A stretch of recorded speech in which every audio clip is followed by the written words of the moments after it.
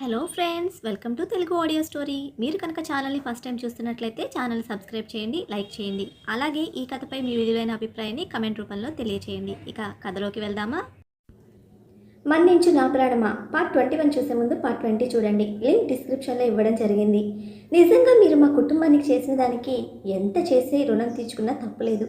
కానీ ఇప్పుడు అక్కకి ఏదైనా చేస్తే కనీసం ఇలా అయినా మాకు కాస్త ఆనందంగా ఉంటుంది. నిజంగా నాకు తను నా సొంత అక్కతో సమానం కాబట్టి మేము అక్కకు వడిబియ్యం పోయాలని అనుకుంటున్నాము అని అనగానే, దానికి ఆరాధ్య ఏమంటుందో కదా నాన్న అని అన్నాడు. ఏమన్నా అనకపోయినా మనం వెళ్తున్నాం పదండి ఇప్పుడే అని అనగానే, అలాగే అని చెప్పి గదిలోకి వెళ్ళిన జ్వలన్ దత్తు వాళ్ళ ఇంటికి రమ్మని అడుగుతున్నాడు ఆరాధ్య అని చెప్పగానే, ఇప్పుడెందుకండి అని అంది. వాడు వినడం లేదు ఆరాధ్య, ఖచ్చితంగా రావాలని పట్టు కూర్చున్నాడు. నాన్న కూడా ఓకే అన్నారట. ఇప్పుడు నువ్వు వద్దు అంటే బాగోదు, ఒక్కసారి నాన్న కోసం ఒప్పుకో అని అనగానే సరే అని అంది. అలా 15 నిమిషాల్లో రెడీ అయ్యి అందరూ బయలుదేరి సాయంత్రానికి హైదరాబాద్ చేరుకొని ముందుగా దత్తు వాళ్ళ ఇంటికి వెళ్ళగా, దత్తు వాళ్ళ అమ్మగారు నాన్నగారితో పాటు ఇంటి చుట్టుపక్కల ఉన్న 2-3 ముత్తైదువులు కూడా పిలిపించి వడి బియ్యం కలిపి రెడీగా పెట్టారు. దత్తు వాళ్ళ అమ్మగారు వీళ్ళు వెళ్ళగానే కాస్త ఫ్రెషప్ అవ్వమని చెప్పి వాళ్ళు ఫ్రెషప్ అయ్యాక అందరినీ కూర్చోబెట్టి కాసేపు మాట్లాడి, ఇకపై నీకు అమ్మా నాన్నలు లేరు అని అనుకోవద్దమ్మా, నీకు మేము ఉన్నాము, నువ్వు మాకు పెద్ద కూతురువే అని అనుకుంటాము, మేమే నీకు తల్లిదండ్రులతో సమానం అని అన్నారు. దానికి ఆరాధ్య ఆశ్చర్యంగా చూస్తూ ఉంటే దత్తు వెళ్ళి ఆరాధ్య పక్కన నిలబడి, నువ్వు నన్ను తమ్ముడుగా ఫీల్ అయినప్పుడు వీళ్ళు కూడా నీకు అమ్మ నాన్నలతో సమానం అవుతారు కదా అక్క.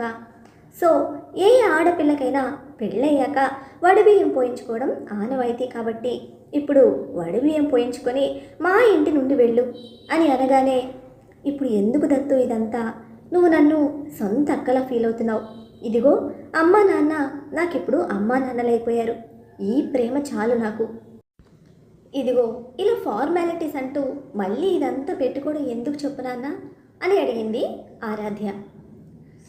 ఇది ఆడపిల్ల తల్లిదండ్రులుగా మా బాధ్యత తల్లి, నువ్వు మా అక్క కోడలివి అంటే మా కూతురితో సమానం, అయినా జరిగిందేదో జరిగిపోయింది, మీరిద్దరూ ఇప్పుడు ఆనందంగా కలకాలం కలిసి ఉండాలి అని అన్నారు దత్తు వాళ్ళ అమ్మగారు.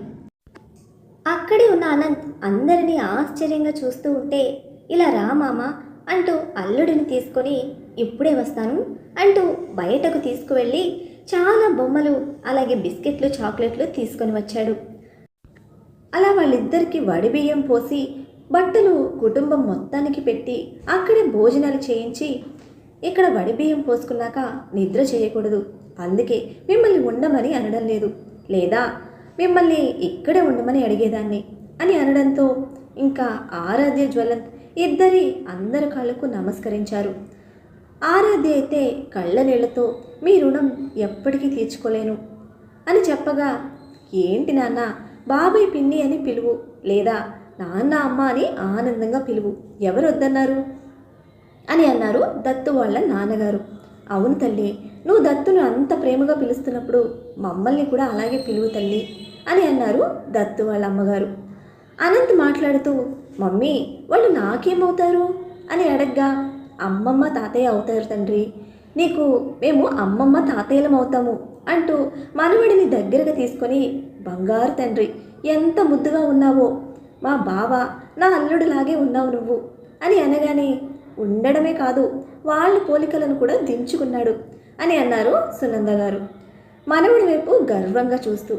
అలా వాళ్ళ ఇంట్లో ఆనందంగా గడిపి ఇంటికి తిరిగి వచ్చాక పనావిడ దిష్టి నీళ్ళు తీసుకుని వచ్చి, 1 నిమిషం ఉండండి అని చెప్పగానే సునంద గారు కాళ్ళు కడుక్కొని లోపలికి వెళ్ళి దిష్టి తీసి, ఇదిగో నీకంటూ అక్క చెల్లెళ్ళు ఎవ్వరూ లేరు, ఉన్నట్లయితే వాళ్ళని నిన్ను ఇప్పుడు ఆడించేవాళ్ళు, ఇప్పుడు నేను అడుగుతున్నాను, మీ ఇద్దరు ఒకరి పేర్లు ఒకరు చెప్పి రండి అని అనగానే జ్వలంత ఆనందంగా కొడుకుని ఎత్తుకుని మరొక చేతితో ఆరాధ్య భుజం చుట్టూ చేయి వేసి, నేను నా భార్య కొడుకు వచ్చాము అని అనడంతో, పెళ్లిలో కొడుకుతో వచ్చే ఏకైక వ్యక్తివి నువ్వే అయి ఉంటావురా అని నవ్వారు అనంత్ గారు.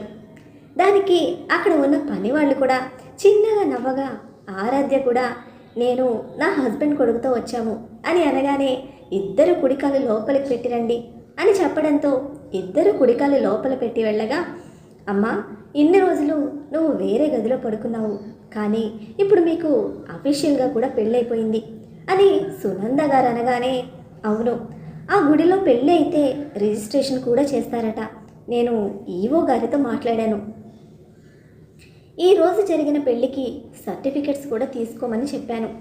ఆయన ప్రాసెసింగ్ జరుగుతుందని చెప్పారు. ఆ సర్టిఫికెట్స్ అన్నీ మన దగ్గర లేవు కాబట్టి ఆయన ఇదిగో ఈ ఒక్క సర్టిఫికేట్ ఇచ్చారు. ఈ సర్టిఫికేట్ని తీసుకొని మన రిజిస్ట్రేషన్ ఆఫీస్కి వెళ్ళి పెళ్ళి రిజిస్ట్రేషన్ చేసుకోవచ్చు.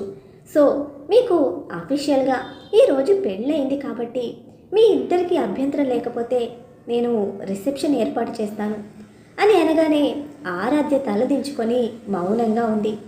ఆ మౌనంలోనే వాళ్లకు తన నుండి అభ్యంతరం అర్థం కావడంతో కాదనకమ్మా, దయచేసి కాదనకు, వాడు మారాడు అని మా అందరికీ అర్థమవుతుంది. నీకు అర్థం కావట్లేదా తల్లి? ఒక్కసారి వాడికి ఒక్క ఛాన్స్ ఇచ్చి చూడు. ఒకవేళ నీకు వాడి మీద నమ్మకం లేదు అంటే చెప్పు, నా ఆస్తి మొత్తాన్ని నీ పేరు మీద రాసేస్తాను అని అన్నారు అనంత్ గారు. ఆ మాటకు కోపంగా చూస్తూ నేను ఆస్తి కోసమే ఇదంతా చేయట్లేదు మావయ్య గారు.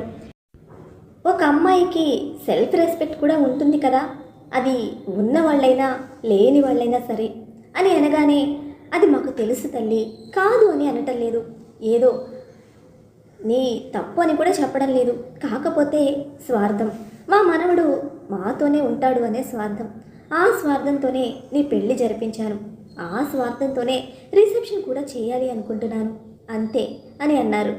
ఆరాధ్య సైలెంట్గా ఉండడంతో ఇట్స్ ఓకే నాన్న, తనకి ఇబ్బంది కలిగే పని వద్దు, మనం చేయొద్దులేండి, తనకు అన్కంఫర్టబుల్గా ఉంటుంది. అయినా నాకు రిసెప్షన్ చేసుకోవాలని ఏం లేదు, అంత ఆశ కూడా లేదు అంటూ తన గదిలోకి వెళ్ళిపోయాడు జ్వలంత్. సునంద గారికి కూడా రిసెప్షన్ చేయాలి అని ఉన్న కోడలికి ఇష్టం లేకపోవడం, కొడుకు కూడా వద్దు అని అనడంతో సైలెంట్ అయిపోయారు ఆవిడ కూడా. ఇక చేసేదేం లేక అనంత్ గారు కూడా తన ఆశలను వదులుకున్నారు. సరే అమ్మా, వడి బియ్యం దేవుడి గదిలో పెట్టు అని అనడంతో బియ్యం దేవుడి గదిలో పెట్టేసి దేవుడా, నా జీవితానికి ఒక గమ్యం అనేది ఏర్పరచు స్వామి అని మొక్కుకొని బయటకు వెళ్తూ ఉంటే వడి బియ్యం వండి కనీసం 5 ముత్తైదులకైనా భోజనం పెట్టాలి తల్లి, కాబట్టి నీకెప్పుడు కుదురుతుందో చెప్పు, అప్పుడే వండుదాం అని అన్నారు ఆవిడ. అలాగే అత్తయ్య అని చెప్పి తన గదిలోకి వెళ్ళిపోయింది. తన గదిలోకి వెళ్ళిన ఆరాధ్య బెడ్ మీద కూర్చొని ఆలోచించటం మొదలుపెట్టింది. అసలు తన అనుమతి లేకుండా జరుగుతున్న ప్రతి సంఘటనను ఆలోచిస్తూ తన జీవితం గమ్యం లేని గాలిపటంలా తిరుగుతూ ఉంది అని ఆలోచిస్తూ అసలు నా లైఫ్లో ఏం జరుగుతుందో కూడా నాకు అర్థం కాకుండా ఉంది. పెళ్ళి, రిసెప్షన్ అసలు తన ఆలోచనలో కూడా లేకపోవడంతో సైలెంట్గా ఉంది. అనుకున్నది ఒకటైతే జరుగుతున్నది మరొకటి. అనంత్ గారికి బాగా కాగానే వెళ్ళిపోదామని అనుకొని వచ్చిన తనకు ఇప్పుడు వెళ్ళలేని పరిస్థితి ఎదురవడంతో ఇక్కడ ఉండలేక అలా అని వెళ్ళిపోలేక మధ్యలో తన వల్ల తన కొడుకు కూడా సఫర్ అవుతున్నాడని ఆలోచన రాగానే తన మనసంతా మెలిపెట్టినట్లుగా అయింది. తను వచ్చినప్పుడు పెట్టిన కండిషన్స్ తనే అసలు ఫాలో అవ్వడం లేదు. వాళ్ళు విజయవాడ వెళ్దాము అని అనగానే ఒప్పుకుంది. అక్కడ అనుకోకుండా పెళ్ళి, ఆ తర్వాత దత్తు వాళ్ళ అమ్మగారు వడిబియ్యం, ఇలా ప్రతి ఒక్కటి తనతో సంబంధం లేకుండానే జరిగిపోతున్నాయి. కొన్నిసార్లు మన జీవితం మన చేతిలో ఉండదు, మన పరిసరాలే మన ఆలోచనలను కూడా శాసిస్తాయి అని అనడానికి ఇప్పుడు ఆరాధ్యనే ఉదాహరణగా ఉంది. తన గదిలోకి వెళ్ళి జ్వలన్ స్నానం కోసం బాత్రూంలోకి వెళ్ళి షవర్ కింద చాలాసేపు నిలబడి తనలో ఉన్న బాధ మొత్తం పోయే వరకు ఏడ్చి చేసిన తప్పు చిన్నది కాదు అని తెలుసు, కానీ దానికి పశ్చాత్తాప పడినా కూడా ఎదుటి వాళ్ళు మనల్ని క్షమించకపోతే ఒక్కో క్షణం ఒక్కో యుగంలా గడుస్తుంది అని ఇప్పుడే అర్థమవుతుంది. నువ్వు 4 సంవత్సరాలు నేను లేకుండా ఎలా గడిపావో నాకు తెలియడం లేదు, కానీ నువ్వు నాకు దగ్గరగా ఉండి దూరంగా ఉన్న ప్రతి క్షణం నేను ఎంతగా నరకం అనుభవిస్తున్నానో నాకే తెలుస్తూ ఉంది. నువ్వు తప్పు చేయనప్పుడు ఒక్కసారి నా దగ్గరికి వచ్చి నా చెంప పగలగొట్టి నువ్వు నా గురించి ఆలోచిస్తుంది చాలా తప్పు, నేను అలాంటి దాన్ని కాదు అని చెప్పి ఉంటే బాగుండేది. లేదా కొడుకు పుట్టిన మరుక్షణమే వీడు నీ కొడుకు, ఎలా పెంచుకుంటావో పెంచుకో అని చెప్పినా నాలో మార్పు వచ్చేదేమో. 4 సంవత్సరాలు నువ్వు ఎంత నరకయాతన అనుభవించావో నాకు ఇప్పుడు అర్థమవుతోంది అని తనలో తానే బాధపడి బయటకు తిరిగి వచ్చాడు జ్వలంత్. తను వచ్చేసరికి ఇప్పుడు అక్కడికి వచ్చిన సునంద గారు, నాన్న 3 సార్లు స్నానం చేయకూడదు, ఒకసారి స్నానం చేసిరా అని అనడంతో మళ్ళా ఒకసారి వెళ్ళి స్నానం చేసి వచ్చేశాడు. అలా అప్పటికే అనంత్ నిద్రపోయి ఉండడంతో సునంద గారు వాళ్ళ గదిలోనే పడుకోబెట్టుకున్నారు మనవడిని. జ్వలంత్ వెళ్ళి తన గదిలోకి తీసుకుని వెళ్తాను అని చెప్పగా, వద్దులే నాన్న, నేను నా గదిలో పడుకోబెట్టుకుంటాను వీడిని అని అన్నారు సునంద గారు.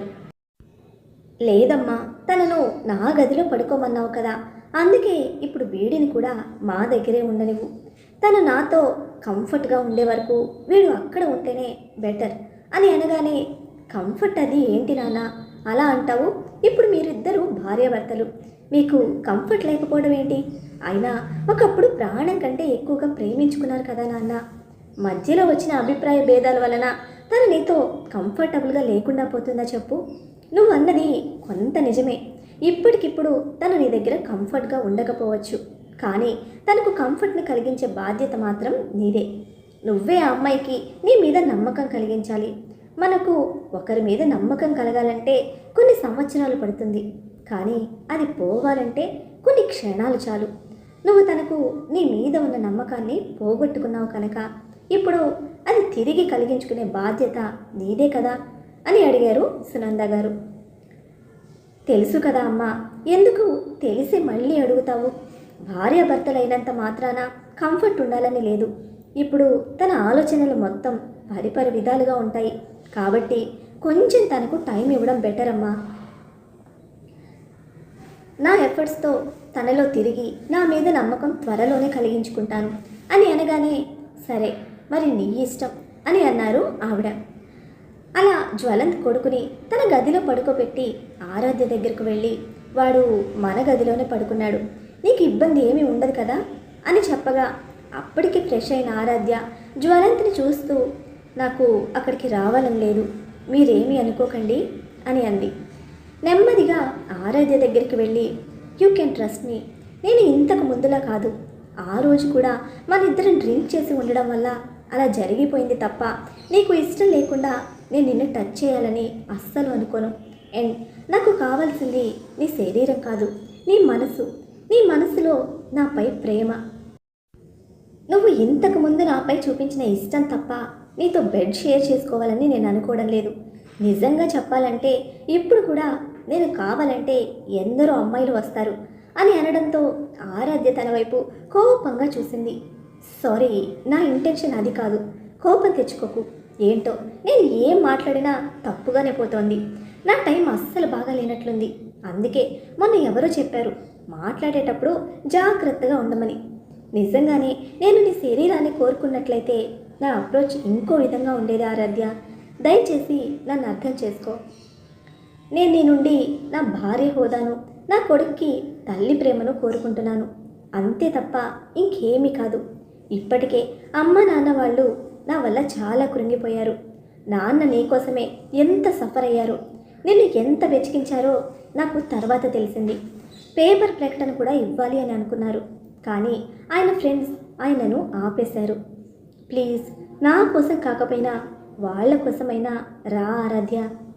నీకు ఇబ్బంది కలిగేలాగా నేను అస్సలు ప్రవర్తించను, నన్ను నమ్ము, ప్రామిస్ అని అనగానే, ప్రతిసారి వాళ్ళని చూపించే మీరు నా నోరు మూసేస్తున్నారు. నన్ను నేను చంపుకొని ఇక్కడి వరకు వచ్చాను. ఇష్టం లేకపోయినా నలుగురిలో మారు మాట్లాడకుండా పెళ్లి చేసుకున్నాను. దత్తు వాళ్ళ ఇంట్లో వడిబియ్యమని వాళ్ళు ఏమేమో అంటున్నా కూడా నోరు విప్పలేదు. ఇదంతా వాళ్ళ కోసమే అని అంది ఆరాధ్య. ఆ మాటకి ఇంకేం మాట్లాడలేక తన గదిలోకి వెళ్ళిపోయాడు జ్వలంత్. వీళ్ళందరికీ తెలియని విషయం ఏంటంటే రాబర్ట్ వీళ్ళ వెనకాల ఒక మనిషిని పెట్టాడు అని. వీళ్ళ మధ్యలో జరుగుతున్నది ప్రతిదీ ఆ మనిషి ద్వారా తెలుసుకుంటున్నాడని తెలియదు. సో ఆ రోజు ఆ మనిషి అతనికి ఫోన్ చేసి వాళ్ళిద్దరికీ గుడిలో పెళ్ళయింది అన్న విషయం చెప్పగానే ఫోన్ గట్టిగా బ్రేక్ చేసి, నేను నిన్ను ఎంత పతనం చేయాలి అని అనుకుంటే అంతగా నువ్వు నీ వాళ్ళకి దగ్గరవుతున్నావా జ్వలంత్? నిన్ను ఎలాగైనా బిజినెస్లో నష్టపరుస్తాను, నిన్ను ప్రశాంతత లేకుండా చేస్తాను అని అనుకున్నాడు. చాలా సమయం ఆలోచించిన ఆరాధ్య అలాగే నిద్రలోకి జారుకుంది. ఆరాధ్య వస్తుందని చాలా సమయం ఎదురు చూస్తూ ఉన్న జ్వలంత్ ఇంకా రాకపోవడంతో అలాగే కళ్ళు మూసుకున్నాడు. మరునాడు ఉదయం సునంద గారు నిద్ర లేచేసరికి గదిలో చూడగా ఆరాధ్య తన గదిలో ఉండడంతో ఒక నిట్టూర్పు విడిచి భగవంతునికి ఎలాగైనా వాళ్ళని ఒకటి చేసే బాధ్యత నీదే తండ్రి అని మనసులో అందరి దేవుళ్లకు మొక్కుకున్నారు. ఆ రోజు అనుకోకుండా ఆరాధ్య ఇంట్లోనే ఉండగా జ్వలంత్ మాత్రం ఆఫీస్కి వెళ్ళిపోయాడు. ఆ రోజే దుబాయ్ నుంచి వచ్చిన అనంత్ గారి స్నేహితుడు అనంత్ గారికి ఆపరేషన్ అయ్యింది అని తెలిసి ఆయన చూడడానికి వచ్చారు. ఆయన ఫ్యామిలీ ఫ్రెండ్ అవడంతో ఆయనతో పాటు ఆయన కుటుంబం కూడా వచ్చింది. వాళ్ళు అనంత్ గారితో చాలా సమయం మాట్లాడి ఆ తర్వాత జ్వలంత్ పెళ్లి గురించి మాట్లాడుతూ, ఏరా నలుగురు 4 రకాలుగా మాట్లాడుకుంటున్నారు. మీ వాడికి పెళ్ళయిందని ఒకరు, లేదు పెళ్ళి కాలేదు, పెళ్ళి కాకుండా ఒక అమ్మాయిని తల్లిని చేశాడు, అందుకే ఇలా పెళ్ళవుతుంది అని ఇంకొకరు, ఇలా ఎవరికి వాళ్ళు ఇష్టం వచ్చినట్టు మాట్లాడుతున్నారు. వాళ్ళకి నువ్వు అవకాశం ఇవ్వకుండా రిసెప్షన్ అరేంజ్ చేయొచ్చు కదరా అని అడిగారు. చేయాలని ఉందిరా నాకు కూడా, కానీ పరిస్థితులు సహకరించాలి కదా అని అనంత్ గారు అనడంతో, అలా కాదురా, మనము ఒక సొసైటీలో బ్రతుకుతున్నప్పుడు మనం కూడా కొన్నిసార్లు కట్టుబాట్లకు నిబంధనలకు కట్టుబడి ఉండాలి. లేదంటే డబ్బున్న వాళ్ళు ఏం చేసినా అన్నీ చెల్లుతుంది అని అంటారు. అయినా నువ్వు ఎంత బాగా ఆలోచిస్తావు, పరువు కన్నా మంచితనానికి విలువ ఇస్తావు, ఈ విషయంలో ఎందుకురా ఆలోచించటం లేదు అని అడగ్గా, ఏముందిరా పిల్లలకి కూడా ఇష్టం ఉండాలి కదా అని అన్నారు ఆయన. పిల్లల ఇష్టం ఏంట్రా, నువ్వు చెప్పాక పిల్లలు కాదంటారా చెప్పు, వాళ్ళతో కూడా చెప్పాల్సిన బాధ్యత నీదే కదా, అయినా ఇష్టం లేకుండానే వాళ్ళు పిల్లాడిని కూడా కన్నారా అని అన్నాడు ఆయన. అలా పెళ్లి గురించి వాళ్ళిద్దరూ చాలా సమయం మాట్లాడుకున్నారు. ఆ డిస్కషన్ మొత్తం ఆరాధ్య వింటూనే ఉంది, కానీ సైలెంట్ అయిపోయింది. అలా ఆ రోజు సాయంత్రం వాళ్ళు వెళ్ళిపోయారు. మరునాడు ఉదయం తన హోటల్కి వెళ్ళిన ఆరాధ్యకు రాబర్ట్ కనిపించి, ఓ పెళ్లి చేసుకున్నారా, అయినా మీరు గ్రేట్, ఫస్ట్ పిల్లాడిని కని ఆ తర్వాత పెళ్లి చేసుకున్నారు, గ్రేట్. అయినా పెళ్ళి ఒక్క వాడితోనే జరిగిందా, ఇంకెవరితోనైనా కూడా జరిగిందా అని అడిగాడు. దానికి ఆరాధ్య కోపంగా, వాట్ డు యు మీన్ అని అడగ్గా, ఏం లేదు, నిజంగా వాడిని పెళ్లి చేసుకోవాలని ఉంటే బహిరంగంగా చేసుకునేవాళ్ళు, కానీ గుడిలో ఎవ్వరూ లేనప్పుడు చేసుకున్నావు అని అంటే వాడంటే ఇష్టం లేనట్టే కదా, నీ పెళ్లి జరిగింది అని ఎవ్వరికీ తెలియడం నీకు ఇష్టం లేనట్లే కదా, అంటే నేను బలవంతం చేసి పెళ్లి చేశారని నాకు అర్థమవుతుంది. ఎందుకు ఇష్టం లేని వాడితో ఉండడం, వాడింట్లో గడపడం నీకేం తక్కువ చెప్పు, యువరాణిలా ఉంటావు, ఒకే ఒక్కసారి నాతో రా, నిన్ను ప్రపంచానికి మహారాణిగా పరిచయం చేస్తాను, వాడిలా గుడిలో దొంగ పెళ్లి చేసుకోను, నీకు వాళ్ళ గురించి తెలియదు, తేనె పుసిన కత్తులు వాళ్ళు, నిన్ను పెళ్ళి అనే పేరుతో లాక్ చేసి మళ్ళీ ఉపయోగించుకొని ఈసారి కూడా వదిలేస్తారు. నిజంగా నిన్ను వాళ్ళ ఇంట్లో ఉంచుకోవాలి అని ఉంటే గ్రాండ్గా రిసెప్షన్ అరేంజ్ చేసేవాళ్ళు కదా, సమాజానికి నేను పరిచయం చేసేవాళ్ళు కదా, అలా చేయడం లేదు అంటే వాళ్ళు నిన్ను మళ్ళీ ఉపయోగించుకోవాలి అనుకుంటున్నట్లే కదా అని అన్నాడు. మరి ఇప్పుడు రాబర్ట్ మాటలకి ఆరాధ్య ఏమని సమాధానం ఇస్తుంది? తను అనంత్ సునంద గారు కోరుకున్నట్లు ఈ పెళ్లిని జ్వలంత్ను అంగీకరిస్తుందా? వీరిని రాబర్ట్ దగ్గర కానిస్తాడా, లేక తన ప్లాన్తో మళ్ళీ వీరి మధ్య దూరం పెంచుతాడా? ఏం జరుగుతుందో తెలుసుకోవాలంటే నెక్స్ట్ ఎపిసోడ్ని ఫాలో అయిపోండి. అలానే ఈ ఎపిసోడ్ని లైక్ చేయడం మాత్రం మర్చిపోకండి. Bye friends.